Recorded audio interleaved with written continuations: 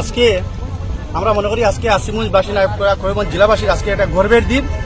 আমাদের প্রাচীন একটা মাদ্রাসা যেটা নাম ছিল আসিমগঞ্জ তাকিরবন্দ রহিমিয়া হাফিজিয়া মাদ্রাসা, সেটাকে নতুনভাবে রেজিস্ট্রেশন করা হয়েছে দক্ষিণ করিমগঞ্জ হাফিজিয়া মাদ্রাসা তাকিরবন্দ আসিমগঞ্জ।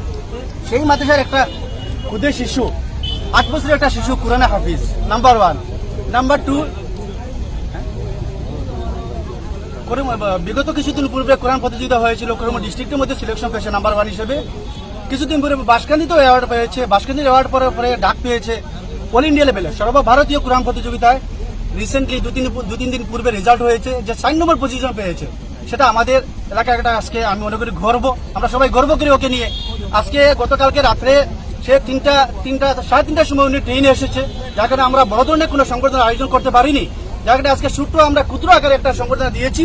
কিছুদিন পূর্বে আমরা এলাকার বিভিন্ন স্বেচ্ছাসেবী সংগঠন, সামাজিক সংগঠন, এনজিও, মাদ্রাসা কর্তৃপক্ষকে নিয়ে আমরা একটা বড় ধরনের একটা সংবর্ধনা আমরা দেব বলে আমরা আশাবাদী।